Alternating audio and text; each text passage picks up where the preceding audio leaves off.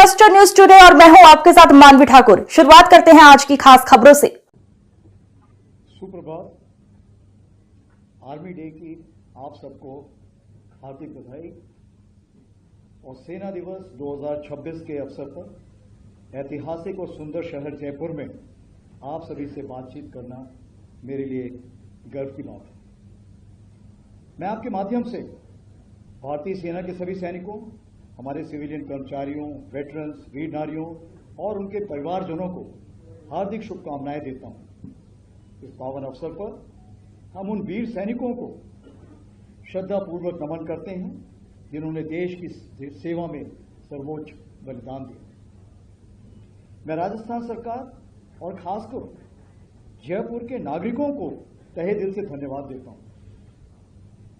आज बड़ी संख्या में नागरिकों की उपस्थिति यह दर्शाती है कि सेना और जनता के बीच कितना गहरा संबंध है। आपका उत्साह और समर्थन हर सैनिक का मनोबल बढ़ाता है। जयपुर में सेना दिवस का आयोजन सेना को नागरिकों के और करीब लाने का प्रयास है। परेड के अलावा नोज और आर्मी मेला जैसे कार्यक्रमों ने इस संबंध को और मजबूत किया।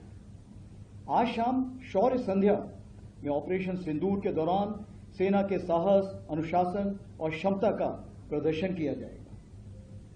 ऑपरेशन सिंदूर ने एक नया नॉर्मल स्थापित किया है। इस ऑपरेशन ने भारतीय सेना की तेज प्रतिक्रिया, बेहतर समन्वय और सटीक कार्यवाही की क्षमता का दर्शाया है। यह एक परिपक्व, आत्मविश्वासी और जिम्मेदार बल की तस्वीर प्रस्तुत करता है जो राष्ट्रीय हितों की रक्षा के लिए पूरी तरह सक्षम है। पिछले कुछ वर्षों में भारतीय सेना की सोच में एक स्पष्ट बदलाव आया। हम केवल वर्तमान चुनौतियों पर ही नहीं बल्कि भविष्यों के युद्धों की तैयारी में भी गंभीरता से काम कर रहे हैं। इसी दिशा में नई संरचनाएं यानी नए स्ट्रक्चर्स बनाए जा रहे हैं जिन्हें भविष्य की आवश्यकताओं के अनुसार इक्विप और ट्रेन किया जा रहा है। इस परिवर्तन प्रक्रिया के अंतर्गत Bhairav battalions, Ashwini platoon, Shaktiban regiment, Divyastra battery जैसे नई इकाइयां खड़ी की गई हैं जिनको आज आपने परेड के दौरान खुद देखा हुआ है।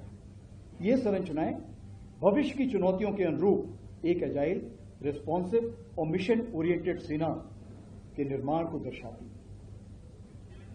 हमारे इस परिवर्तन की आधारशिला आत्मनिर्भरता है जिसकी झलक आपको परेड के दौरान मेड इन इंडिया उपकरणों के द्वारा देखने को मिली।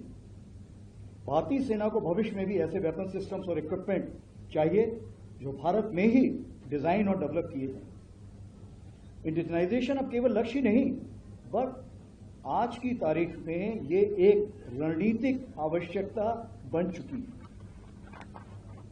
हम डुअल यूज रिसोर्सेज पर भी विशेष जोर दे रहे हैं।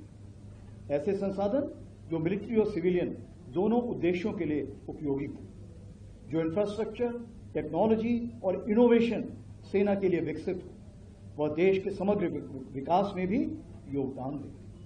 भारतीय सेना एक फ्यूचर रेडी फोर्स के रूप में आगे बढ़ रही है, चाहे well trained soldiers, modern system, multi domain operation की क्षमता मौजूद है। टेक्नोलॉजी का उपयोग सोल्जर को विस्थापित करने के लिए नहीं बल्कि उसे और सक्षम बनाने के लिए किया जाए। अब तक की प्रगति को आगे बढ़ाते हुए अगले 2 वर्षों को सेना ने एयरसॉफ्ट नेटवर्किंग और डेटा सेंट्रिसिटी के रूप में अपनाया है। इससे कनेक्टिविटी, इंफॉर्मेशन फ्लो और डिसीजन मेकिंग और बेहतर हो। आज की परेड परंपरा और परिवर्तन का सुंदर संगम देखने को मिला। नेपाल आर्मी बैंड ने हमारे प्रगाढ़ संबंधों को दर्शाया जबकि नई इकाइयों की भागीदारी ने सेना की उभरती शक्ति को प्रदर्शित किया। मैं साउथ वेस्टर्न कमांड और सभी परेड में शामिल सैनिकों को आर्मी डे परेड के सफल आयोजन के लिए बधाई देता हूं। अंत में एक बार फिर मैं जयपुर के नागरिकों, राजस्थान सरकार और मीडिया का हार्दिक धन्यवाद करता हूं। आपका विश्वास और समर्थन ही भारतीय सेना की